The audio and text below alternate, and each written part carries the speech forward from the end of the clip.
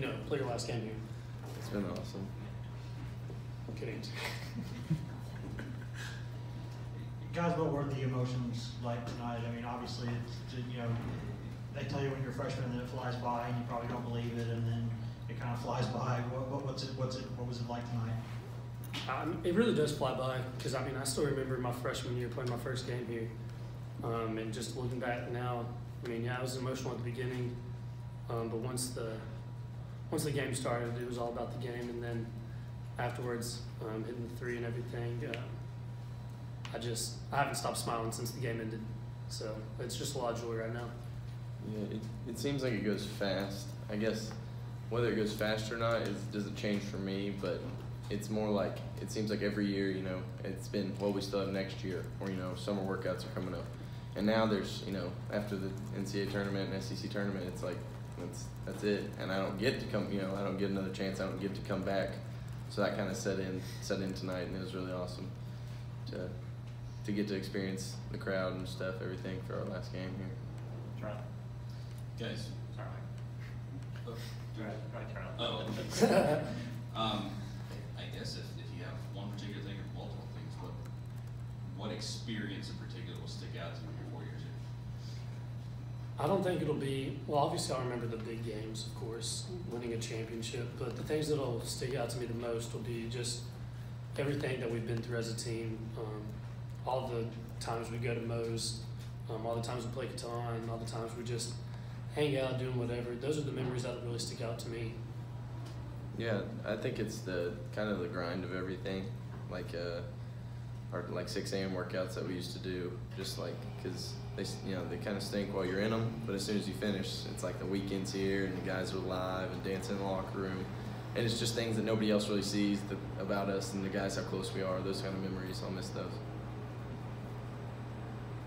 Lucas, how did you go from track to ending up on the basketball team, and were you fast? I was not fast, but I could jump, surprisingly, for a white guy, I guess. But it was a weird exchange. I didn't know that I was going to be on the basketball team, and so I got a call from my dad, my AU coach, that there was a chance, and then I had to sit down with my track coach, and a bunch of stuff happened, and I thought I had track practice at 3 one day, ended up having basketball at 1, and it was really just a lot to take in, but it was kind of crazy. That first day he came, we had to run 17s after practice. First one, Lucas dusted everybody. Next one, dead last. Started having an asthma attack. I wanted to show Coach I was committed. Maybe a little too committed.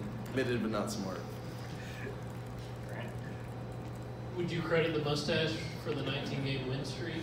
And after that, Brad, can you do a Catan scouting report on your teammates? Yeah, I think the mustache set a tone. Brock tried to talk us into growing mustaches, and I kind of went with it.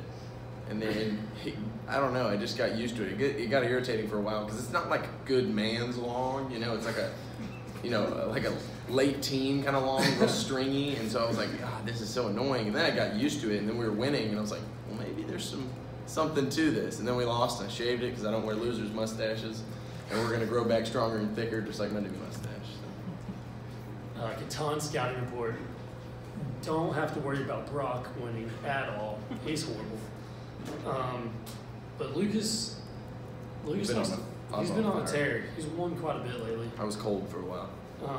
But you got to watch out for him. He tries to get a big start, tries to get a city early. Can I say that Blake, we played him in intramurals. I don't play, but I coach, and he went 9 of 13 from 3.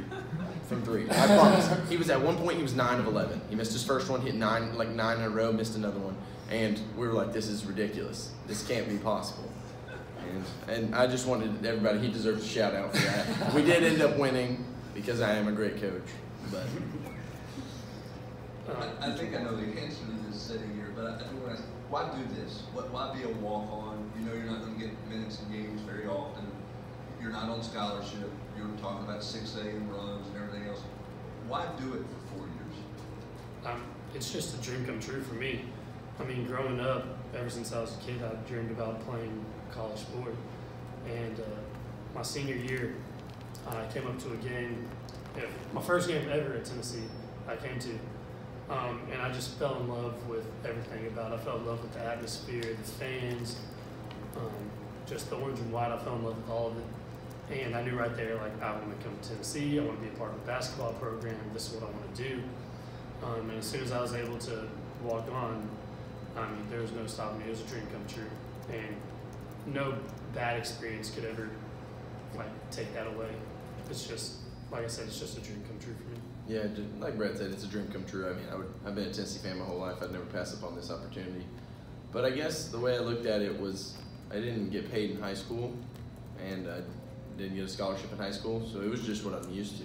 I mean, I didn't get a scholarship and then get it taken away. I just did what I normally did. I've done for my whole life. I just kind of played and went out there and did what I was supposed to do. And I don't know, it's been incredible. I just like to win. That's all really that I like to do. I was coming here regardless of playing basketball or not, so having basketball was just that added bonus that made everything just truly incredible. Yeah, Lucas, I just wanted to ask you, your pregame dunks, after you put those down, is that like a tribute to Ric Flair going on after that, or is that something else?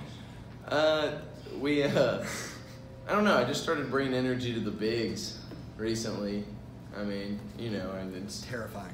yeah, and they like it. A couple of guys, and it got them going one day, and I just kind of went with it. And then it's the woo, the Ric Flair woo. Bowden loves it, so I kind of got it going. Yeah, and if I'm bouncy one day, they love that because that gets me going too. When I can put one down, I'm feeling good too.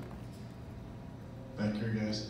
Grant Williams was on the floor at the end with you guys. Was he in there specifically to try to generate three-point shots for you guys, and take us through your shot selections there at the end?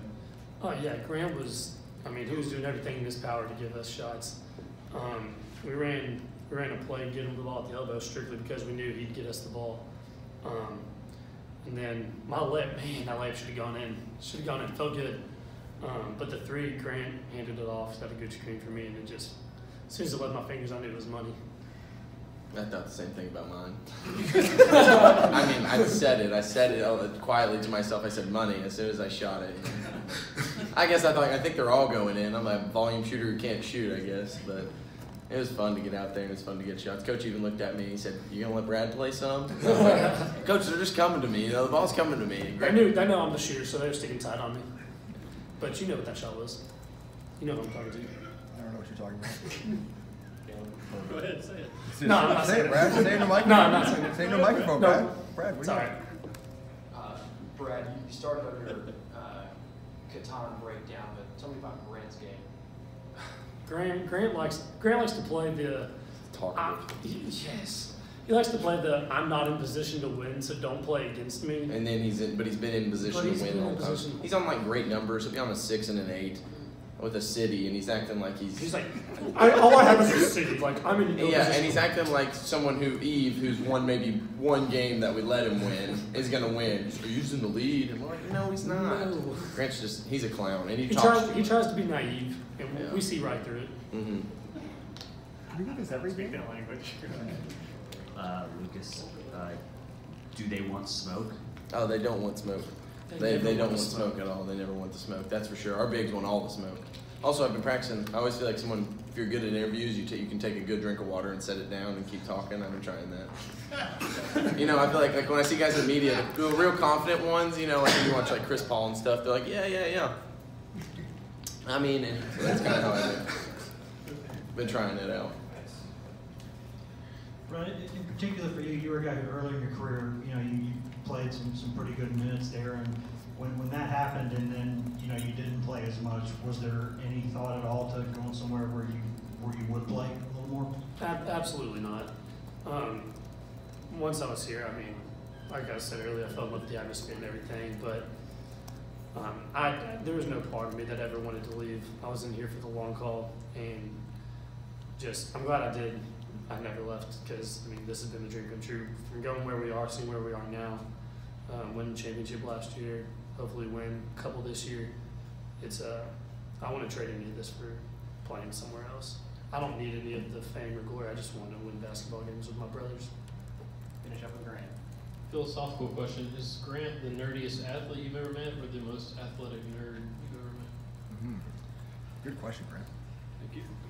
Yeah, and that's kind of whether he's an athlete or a nerd at heart. He's definitely, I'd say he's He's a the nerd most at heart. athletic nerd you've ever met.